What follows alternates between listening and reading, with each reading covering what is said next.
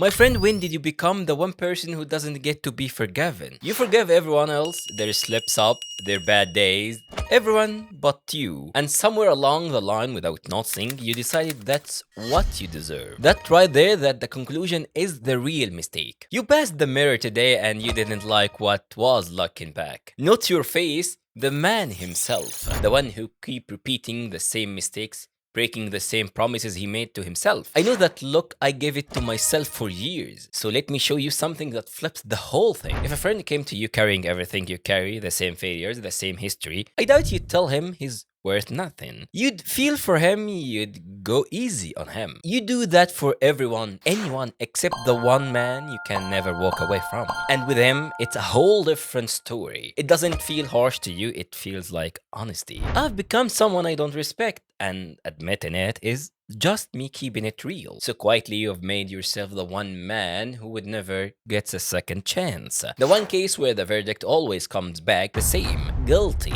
But you never stop to ask the one question that matters: who said you get to be the judge? And before you answer, my friend, let me show you the man the whole room had already written off, and the one voice that refused to call it. There was a man who lived right next to the Prophet, peace be upon him. And the Prophet knew him well. This man actually used to make the messenger of Allah, peace be upon him, laugh. But Abdullah, my friend, had a struggle, a heavy one. He used to drink. And back then, that came with a punishment in front of everyone. He'd get caught, get lashed, then fall right back into it and drink again. Caught again, lashed again. Same man, same sin, over and over. And one day they bring him in again. They carry out the punishment again. One of the men standing there watching him come back for what felt like the 100th time said out loud what everyone in the room was already thinking. Oh Allah, curse him. How many times has he been brought in now? How many times now, Ya Rabb? This man keeps getting dragged back for the same thing. Now sit with that line for a second. Because that's not a strange voice, my friend. That's the voice you use on yourself. Same sin, same week, here we go again.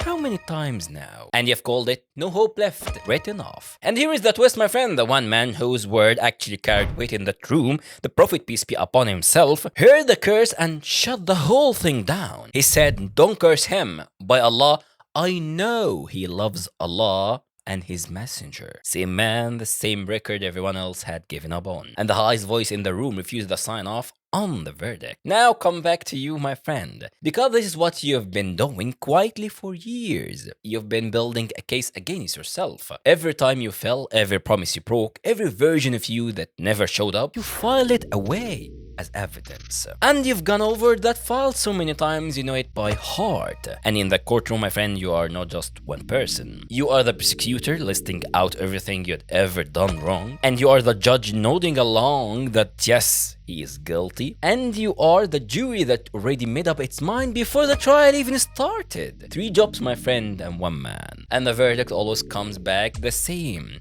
Guilty. But hold on, Behwashy. You might say it's different with me. I'm not being hard on myself. I really am that bad. These are just facts I'm facing. And the strange thing is, I hear you, my friend. I want to take that seriously because from the inside it feels completely true. So let me just ask you one thing. That mercy you'd given everyone else, the patience, the benefit of the doubt, and he is trying his best, Behwashy. When you give it to a friend, are you lying to him? Are you ignoring the facts about him? Of course not. You see him fully, every flaw, and you choose mercy anyway. And you know that's not dishonesty, that's trust in your Lord's mercy. And here is the part you have never let yourself say or even see. You are not being honest with yourself, my friend. You appointed yourself the one judge who's never allowed to acquit. And that contempt you carry, you imagine it's humility. It feels like you are keeping it real, not letting yourself off easy. But think again, my friend. Let's flip the whole thing over. Denying yourself that mercy isn't honesty. It's a lie you dressed up to look like self-awareness. Because to hold on that verdict, you had to decide your judgment outranks everyone else's, including the only one whose judgment actually counts. So if your verdict was never the real one, then whose is it? So whose verdict is the real one here? Let's go back to the scene with the Prophet, peace be upon him. Everyone present at the lashing had the facts on Sayyiduna Abdullah. They watched him fall, get punished, and then fall again. They had the whole record, and with all of it in hand, they got him completely wrong. They looked at men who loved Allah and His Messenger, peace be upon him, and saw a man who deserved cursing. Now turn on yourself and look. You've got the full truth on yourself too. The complete record. And sadly, you make the same mistake they made. You read a man who's still standing, still hurting, still here, as someone worth erasing. And here's something nobody ever told you. The verdict was never yours to pass. It was in the rooms, either all the whole earth. There was exactly one voice in the whole story that counted, and that voice, my friend, refused to confirm and sign what was said. And that voice, my friend, he told us something. The Prophet, peace be upon him, told us, Allah Azza wa Jal says,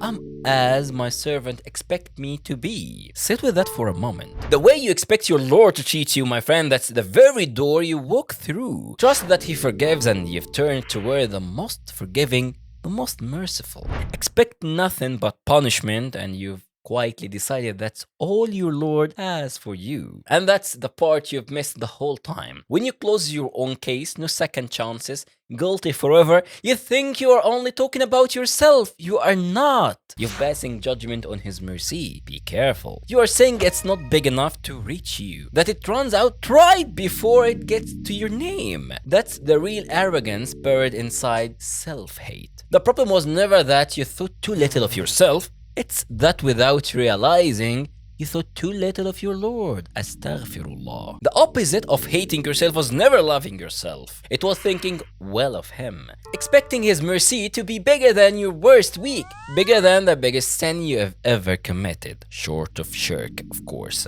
Letting how He sees you to be the verdict instead of how you see yourself. But here is the truth, my friend. Tomorrow morning, all of this gets real. You'll forget every word. I'll just say them, park it like none of it was ever spoken. You will pass the mirror, and the disgust will come right back. It'll come back. It's a habit, and habits don't back up overnight. So the move is, when it comes back, do two things. One, say to yourself the exact sentence you'd say to any other broken man. You messed up, yes, but you're still alive and breathing. You have still got time. So go, turn back, and make tawbah. The same mercy you hand everyone else, hand it. Just once. To the one man you always kept. Two, stop signing the verdict instead of convincing yourself you are a monster with no hope. You are not a judge, you never were. So ease up on yourself, my friend, and take it to the only one whose call counts. Not with I'm trash. There is no hope for me, but with forgive me, Ya Rabb. Turn back to me. Because asking of forgiveness already means part of you believes it's there for you. That right there is Husn Dhann.